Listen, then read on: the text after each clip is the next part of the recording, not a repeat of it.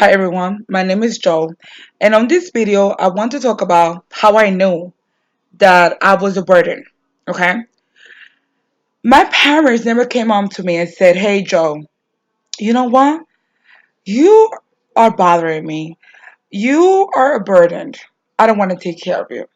No, parents that are narcissistic or have borderline personality disorder or any other mental disorders would never come out directly sometimes and tell you that you're bothering them. Sometimes, depending on each case, sometimes they will verbally express it, but other times it's more like a mental game, and then also you'll figure it out based on their actions. Okay, so how I figured that I was a burden or seen as a burden by my parents. Basically, a burden. The definition of a burden is a load, typically a heavy one. Okay. Um, when I think of the word burden or load, I think of something that is difficult to carry, something that's difficult to maneuver, something that's difficult to move, something that's difficult to lift up. Okay. And with that, I would say that I was difficult to lift up. Yes. Why? Because my parents never acknowledged any goodness in me. When I see my parents, I don't see any reflection of goodness from them reflected to myself. Um, and my mother basically told me, when I was a kid, that I would never amount to shit. I was never giving any life skills. If I wanted to, like, for example, growing up as a kid, I said I wanted to be an actress. I never received any support for that at all. And I wanted to join the softball team, and I asked for $100.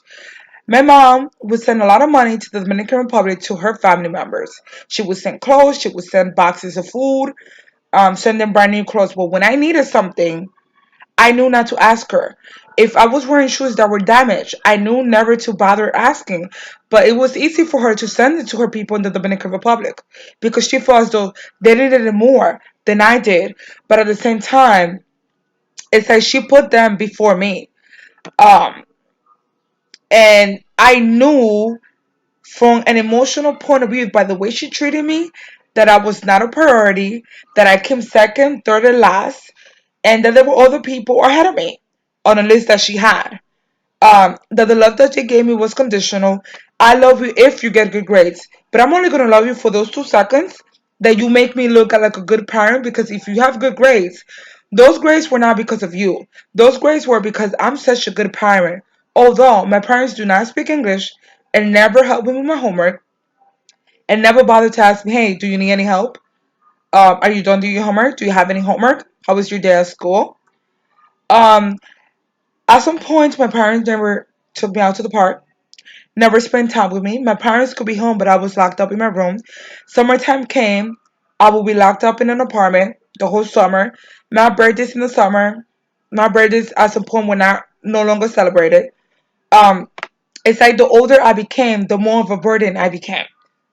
The more I started speaking out and developing my own ideas and feelings, the more annoying I became to them because I wasn't doing or acting or saying the things that they expected me or they wanted me to be. Um, and so as a burden, your parents will most likely never hug you and tell you that they love you. And if they do, it's because they might have an audience.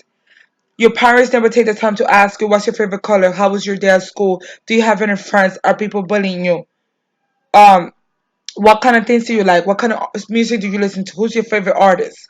What are your favorite cartoons? Who's your favorite teacher? They don't want to get to know you because they see you as an extension of themselves. They don't see you as a person with your own mind, with your own set of beliefs, and they don't definitely do not want to uplift you because you are a heavy load. You came on their way. Like, basically, when I say that, you're standing on their way, whatever it is that they're trying to do with their lives. Okay? And so you just know. You just if your parents don't tell you, you just know that you are a burden. Because a person that loves you and sees you as something special, they want to spend time with you. Okay? Never spent time with me, never told me that they loved me, never told me I was beautiful. In fact, my own mom said that I was ugly. Said no man will ever want me. My dad was a work alcoholic, is still a work alcoholic. He puts work ahead of everything and money as well. Those are the most important things to him. And my mom loves to gossip a lot on the phone. She's practically heavy invested in the church, and that's what they do. Okay, so growing up, I felt a lot of isolation. I was by myself a lot. Had nobody to talk to, nobody to listen to my ideas.